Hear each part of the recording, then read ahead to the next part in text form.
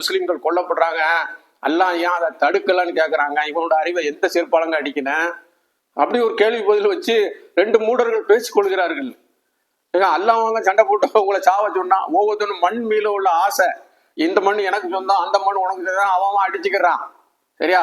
அப்ப சாவுறது 2 பக்கமும் தானங்க இருக்கு. ஒரு பக்கமா சாவுறாங்க, 2 பேருக்கும் இறைவன் ஒரு ஆள் தானே. இங்க செத்தாலும் இறைவனோட ஆள் தானங்க சாவுறான். இவன் பெருமையா பேசிக்கிறான், ஐயா அல்லாஹ் வந்து காப்பாத்தல, அல்லாஹ் இன்னும் முஸ்லிம்களுக்கு மட்டும் உள்ள இறைவனா? முட்டாத்தனமா பேசுறீங்களப்பா தலைப்பு போட்டு. நல்லதா இது? எல்லாருக்கும் தானப்பா, அணு முதல் அண்ட சராசரில் அனைத்தும் அல்லாஹ் தானே. அப்ப நீ தப்பு பண்ணிட்டு அல்லாஹ் ஏன் காப்பாத்தலன்னு சொன்னா எப்படி? அப்ப ஏதோ ஒரு மிஸ்டேக் இருக்கு. அது மட்டும் இல்லைங்க, சில நேரத்துல அல்லாஹ் சோதனைக்காக கூட அப்படி செய்வான். நபிமார்களுக்கு சோதனை பண்ணி அவன் பார்க்கலையா? இவ்வளவு சோதனைக்கு அப்புறம் என்ன மறக்கிறானா மறக்கலையான்னு பாக்குறதுக்கு அந்த மக்கள் கிட்டத்தட்ட 2 ஆண்டுகளாக கஷ்டப்பட்டாங்க கூட அல்லாஹ் மறக்கலையேங்க. அதை விட பெரிய ஈமான் வேற என்னங்க வேணாம்? இன்னைக்கு நம்ம பேசுறது நமக்கு என்ன ஈமான் இருக்கு? சின்ன கால்வலி வந்தா நீங்க தாங்க மாட்டீங்களா?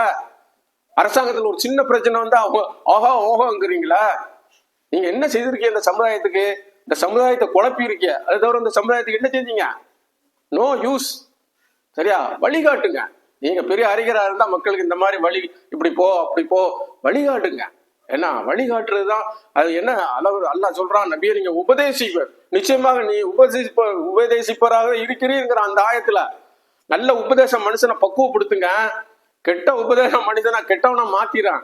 இப்ப இந்த கெட்ட உபதேசம் தானே மனிதன் உலகம் கெட்டுக்கிட்டு இருக்குங்க. அங்கங்க அநியாயமா சாகடிக்கப்படுகிறார்கள். கடைசியில இவனும் அந்த மண்ணை அனுபவிக்க முடியாது, அடிக்கிறவனும் அனுபவிக்க முடியாது. அடிப்பட்டவனும் இறப்பான், அடிச்சவனும் இறப்பான். சரியா? ஏன் இறக்குறான்னு இவனுக்கும் தெரியாது, ஏன் இறக்குறான்னு அவனுக்கும் தெரியாது. அந்த மாதிரிதான் உலகத்தில் நடந்துகிட்டு இருக்கு. காரணமின்றி இறப்பார்கள். யுக முடிவு நாட்கள் அடையாளங்கள்ல ஒன்று.